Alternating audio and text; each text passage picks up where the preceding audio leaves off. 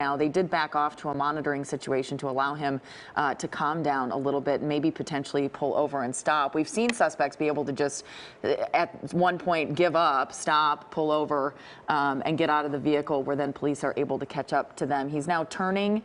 Oh, you can see police there on the scene trying to do another stop stick maneuver. It seems he may have run over one of those, maybe part of the truck. You can see police now running back to their vehicle to jump in and try to catch up with him. And They've tried this several times. I want to bring in now former LAPD SWAT officer Scott Reitz. He's joining us again. Scott, welcome back. We see the pursuit is still going on all this time later. And it appears that the officers, we were talking earlier about whether they could maybe predict where he was going on a side street and then kind of surprise him with that maneuver. Does it look like it worked? It looks like it might have. I mean, obviously that officer got it out. Look, it was full. It appeared to me that it was fully deployed, and it may have hit his right front tire. I'm not sure. It looks like that tire is going flat right now as he's continuing to drive. Good.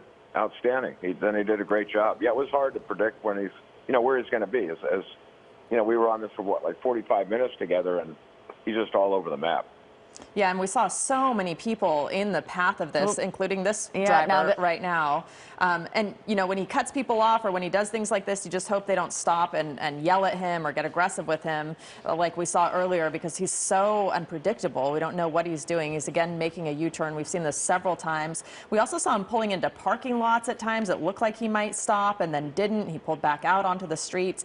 Kalina messaged that at one point he was going parallel to the freeway there, and it might have been that he was trying to actually avoid the freeway because it was so congested. Scott, I do want to ask you, if this tire is flat, you mentioned earlier a pursuit you saw a couple years ago with a large vehicle where it still took a long time to pull that vehicle over. If in a situation like this, with as heavy as this vehicle is, the trailer attached, how long can we anticipate until he stops? I don't know. He's still got three functional sides. The other tires are functioning, so it's kind of a tripod effect. But he's certainly not going to be able to maneuver in the same efficient manner that he was before.